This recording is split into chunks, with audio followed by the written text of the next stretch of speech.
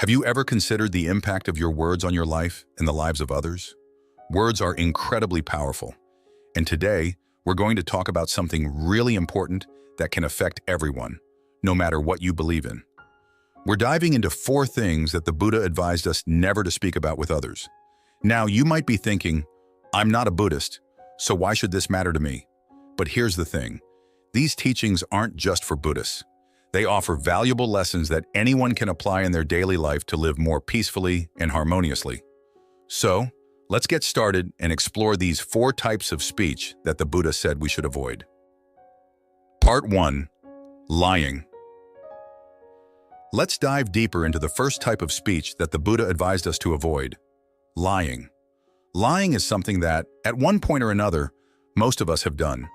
It might be a small, seemingly harmless lie, like telling someone you're fine when you're really not, or it could be something more significant, like hiding the truth to avoid consequences. But no matter the size or intention behind it, lying can have serious effects on our lives and the lives of others. The Buddha taught that lying is harmful because it breaks trust. Trust is the foundation of all relationships, whether it's with family, friends, colleagues, or even strangers. When trust is broken, it's incredibly difficult to rebuild. Imagine a situation where you find out that someone close to you has lied. How would that make you feel? Probably hurt, betrayed, and maybe even angry. It can make you question everything that person has said or done, and it often leads to a breakdown in communication and connection. Lying doesn't just harm the person being lied to, it also affects the person who lies. When we lie, we create a ripple effect of negativity. We might feel guilty, anxious, or stressed about being found out. We might have to tell more lies to cover up the first one. And before we know it, we're caught in a web of dishonesty that's hard to escape from. This not only damages our relationships, but also our own sense of self-worth and integrity. The Buddha emphasized the importance of living a truthful life.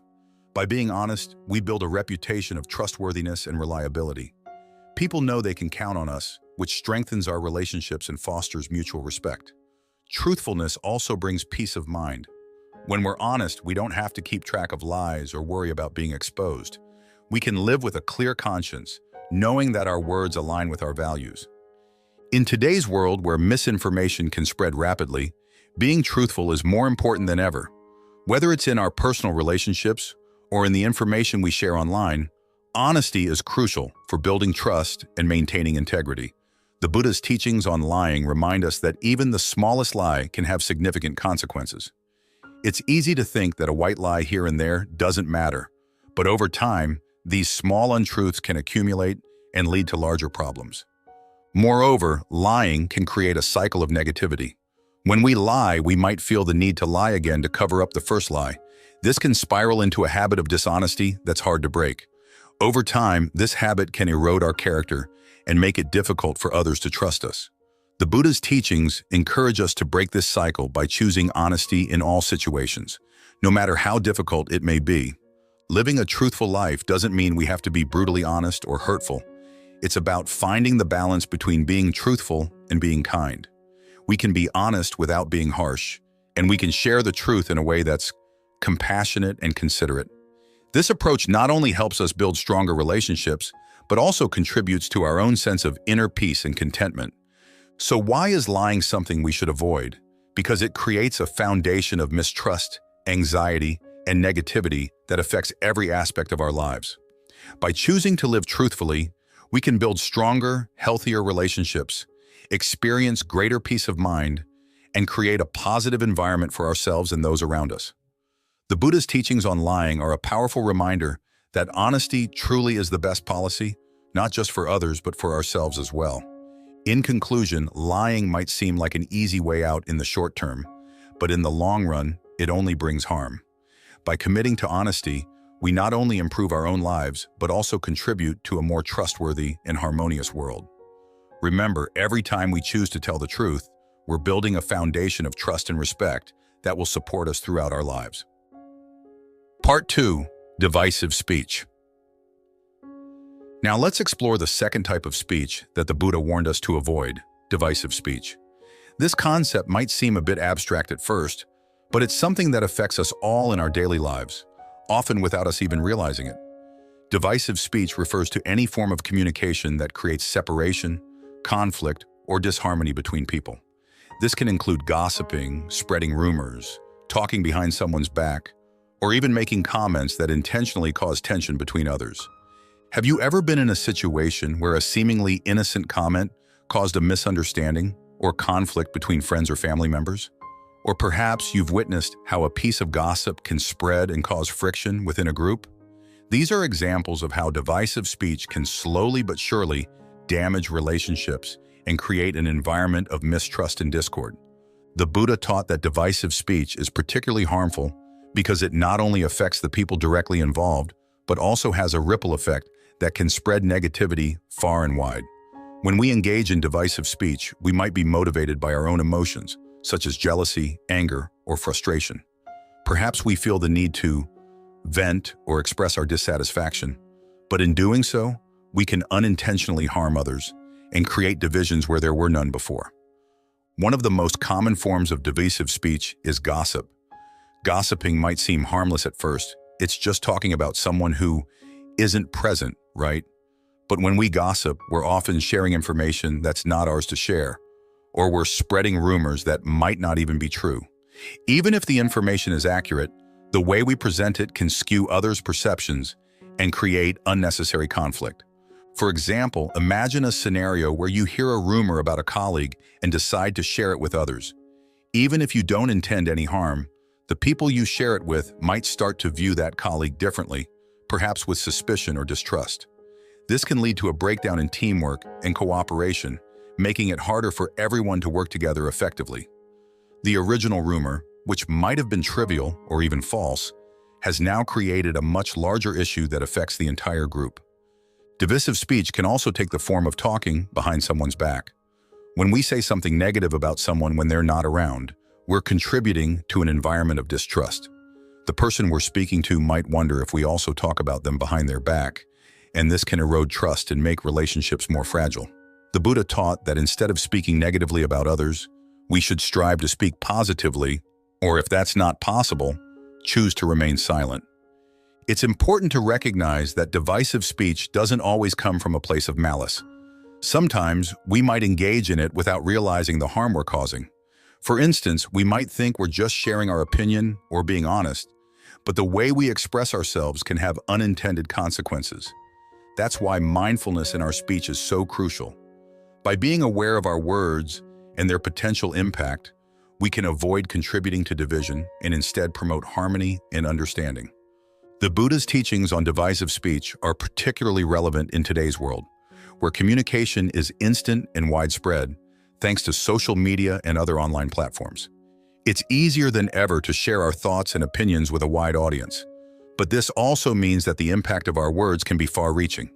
A single comment or post can quickly go viral, spreading negativity and division on a large scale. This makes it even more important to be mindful of what we say and how we say it, both online and offline. In addition to being mindful of our own speech, the Buddha also encouraged us to be aware of the speech we're exposed to. This means being discerning about the conversations we engage in and the information we consume. If we're constantly surrounded by negative or divisive speech, it can influence our own thinking and behavior, leading us to contribute to the very negativity we wish to avoid. To counteract divisive speech, the Buddha advised us to practice right speech, which involves speaking in ways that are truthful, kind, and conducive to harmony. This means choosing our words carefully and considering how they might affect others before we speak. It also means refraining from repeating gossip or rumors and instead focusing on communication that builds connections and strengthens relationships. Imagine the positive impact we could have if we all made a conscious effort to avoid divisive speech. We could create environments where trust, cooperation, and mutual respect thrive. Our relationships would be stronger, and we would contribute to a more peaceful and supportive community. This is the kind of world the Buddha envisioned, a world where our words are used to heal, unite, and uplift, rather than divide and destroy. Part 3. Harsh speech.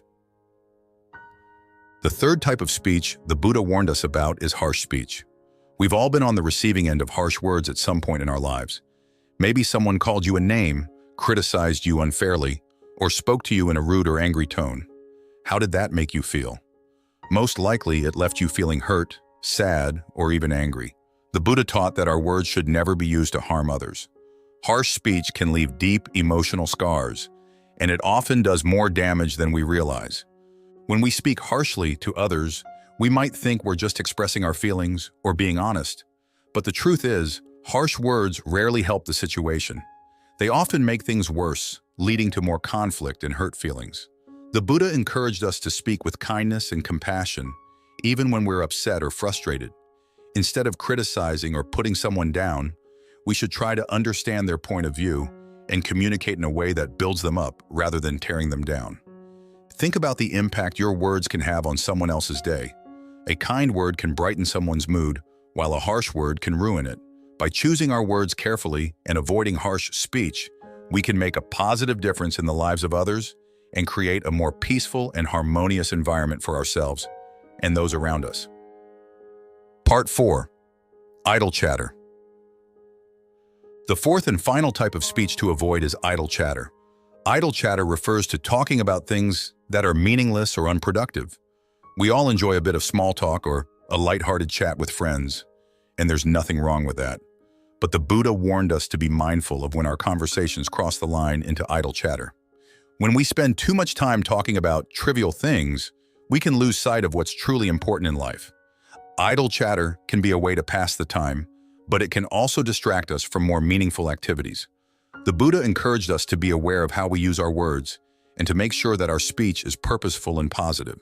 That doesn't mean we can't enjoy casual conversations.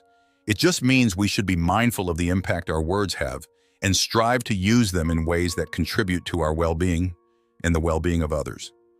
When we focus on meaningful conversations, we can deepen our connections with others and create more fulfilling relationships. We can also use our words to inspire, motivate, and uplift those around us. By avoiding idle chatter, we can make our speech more intentional and impactful, leading to a more positive and purposeful life. Conclusion. So why does all of this matter? Why is it so important to avoid these 4 types of speech? Lying, divisive speech, harsh speech, and idle chatter. According to the Buddha, the words we speak have the power to create either positive or negative karma in our lives. Our words are not just sounds. They carry energy and intention that can have a lasting impact on our lives and the lives of those around us. Think of your words as a tool. Like a knife, they can be used to create something good, like preparing a meal, or they can be used to cause harm.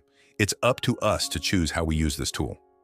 The Buddha taught that by using our words wisely, we can create a better life for ourselves and others. We can build trust, promote harmony, speak with kindness, and focus on meaningful conversations. In doing so, we not only improve our own lives, but also contribute to a more peaceful and compassionate world. Thank you for taking the time to join me in this discussion. I hope you found these insights helpful and that they give you something to think about in your own life. Remember, the power of your words is in your hands. Use it wisely. Until next time, may you be well, may you be happy, and may you live in peace.